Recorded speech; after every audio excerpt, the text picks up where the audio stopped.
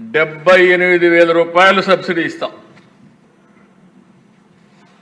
అంటే ఈరోజు మీరు గుర్తుపెట్టుకోవాల్సింది 78,000 రూపాయలు మనం ఇచ్చినా వాళ్ళకి ఇంకొక 70,000 రూపాయలు పడుతుంది 3 కిలోవాట్స్ పెట్టాలంటే. ఆ రేట్లు కూడా క్లియర్గా ఇస్తాం. అది ఇచ్చిన తర్వాత వాళ్ళకు డబ్బులు లేకపోతే మనమే ఇస్తాం, మనమే పెడతాం పెట్టుబడి కూడా. వాళ్లే పెట్టుకుంటామంటే బ్యాంకులో తెచ్చుకోవచ్చు, తెచ్చుకున్న కరెంటు వాళ్లే వాడుకోవచ్చు, వాళ్ళకు మిగిలితే గ్రిడ్కి ఇవ్వచ్చు, లేదు బ్యాటరీ పెట్టుకుంటామంటే పెట్టుకోవచ్చు, మనకు అబ్జెక్షన్ లేదు. అది చేసుకుంటే 78,000 ఏ ఇల్లైనా సరే ఇంటి పైన కరెంటు కానీ రూఫ్ టాప్ పెట్టుకుంటే 78,000 రూపాయలు వస్తుంది. ఒకవేళ వాళ్ళు పెట్టుకోకుండా మనకే ఇస్తే నేను ఒక లెక్క కూడా తయారు చేశాను. 3 కిలోవాట్లు అంటే దగ్గర 360 యూనిట్లు ఉత్పత్తి అవుతుంది.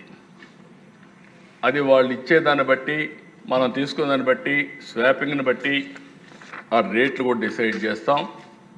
9 సంవత్సరాల్లో తిరిగి వాళ్ళు పే చేసేట్టుగా కరెంట్ ఇచ్చేస్తే ఫ్రీ అవుతుంది.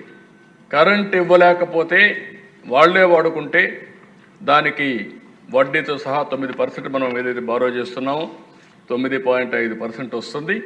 ఆ రేటుతో వాళ్ళు పే చేయాల్సి వస్తుంది. దానికి బిల్ పంపిస్తాం. ఇది ఒక మెకానిజం వర్కౌట్ చేస్తాం. ఈ 2 స్కీమ్స్లో మిమ్మల్ని అందరినీ ఒకటే కోరుతున్నా, ఇక్కడుండే ఎమ్మెల్యేస్ అందరూ ఒకటే. నేను ఆ డీటెయిల్స్ కూడా మీకు ఇస్తా. మీరు 10,000 ఇండ్ల పైన రూఫ్ టాప్ పెట్టించే బాధ్యత మీది. పేదవాళ్లకు ఉచితంగా కరెంట్ ఇవ్వడమే కాకుండా అదనంగా డబ్బులు చూపించే మార్గం ఎమ్మెల్యేలు చూపించాల్సిన అవసరం ఉంది.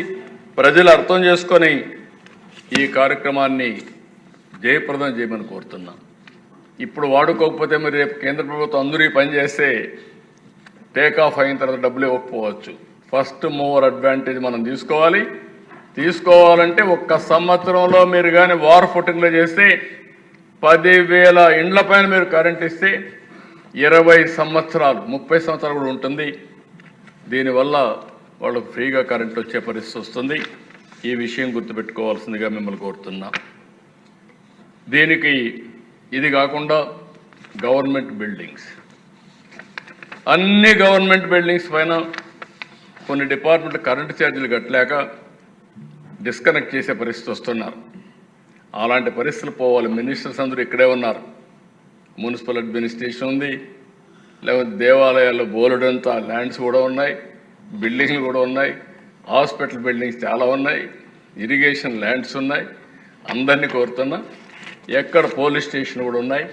అన్ని దిక్కల్లా మీరు సోలార్ పెట్టి మీరు ఏం కష్టపడక్కర్లేదు. మేము ఇక్కడంతా కూడా ఎన్టీపీసీతో ఒక అగ్రిమెంట్కి వచ్చాం. 100 కిలోవాట్స్ కంటే పైనకి వాళ్ళే ఒక అగ్రిమెంట్ చేసుకొని చేస్తున్నారు. 25 ఇయర్స్ అగ్రిమెంట్ చేశాం. మీరు చేయాల్సిందంతా వాళ్ళకు ప్లేస్ చూపిస్తే వాళ్ళే వచ్చి పెడతారు, వాళ్ళే వచ్చి మెయింటైన్ చేస్తారు. మీరు కరెంటు వాడుకుంటారు, మిగిలిన కరెంటు గ్రిడ్కి ఇస్తారు. అది కూడా స్వాపింగ్ ఉంటుంది. మీ డిపార్ట్మెంట్లో వాడుకున్న కరెంటు ఎంత ఉత్పత్తి చేస్తే నెట్ మీరు బిల్ పే చేయాల్సి వస్తుంది. కాబట్టి మీరు కూడా గుర్తుపెట్టుకోవాల్సింది, కరెంటు మీద కట్టే డబ్బులను ఆదా చేసుకుంటే వేరే విధంగా ఈ డబ్బులు ఖర్చు పెట్టుకునే పరిస్థితి వస్తుంది. దీనికి కూడా నాంది పలకాల్సిందిగా మిమ్మల్ని అందరినీ కోరుతున్నా. ఇది రూఫ్ టాప్, ఇంటి పైన కరెంటు ఉత్పత్తి చేసుకోవడం.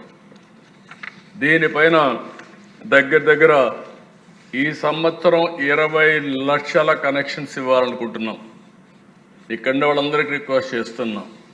20 లక్షలంటే దగ్గర 1,400 మెగావాట్లు, 1350 1,400 మెగావాట్లు.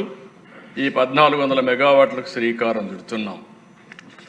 ఇది కాకుండా ఇంకొక పక్క ఇంకా కొంచెం ఎక్కువ తక్కువ ఉండొచ్చు, 420 4,000 మెగావాట్లు.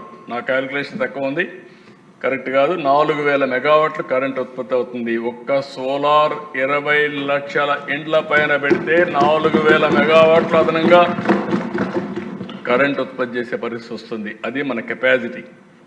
పొలాలు కూడా అవసరం లేదు, ల్యాండ్స్ అవసరం లేదు, ఇంటిపైనే కరెంట్ ఉత్పత్తి చేసుకునే పరిస్థితి వస్తుంది. నేను ఎన్నికల ముందు కూడా చెప్పాను, democratisation of power generation. Current ఉత్పత్తి చేసుకోవడం నా హక్కు కింద తీసుకొని నాకు కావాల్సిన కరెంట్ మనమే ఉత్పత్తి చేసుకుంటాం. రెండోది కరెంట్ ఉత్పత్తి చేసుకున్న సైకిళ్ళు, మోటార్ బైకులు, ఆటోలు, కార్లు ఛార్జింగ్ కూడా చేసుకోవచ్చు. మీరు ఇంట్లో ఛార్జ్ చేసుకుంటే ఎంత లాభం వస్తుందో కూడా చెప్తాను మీకు.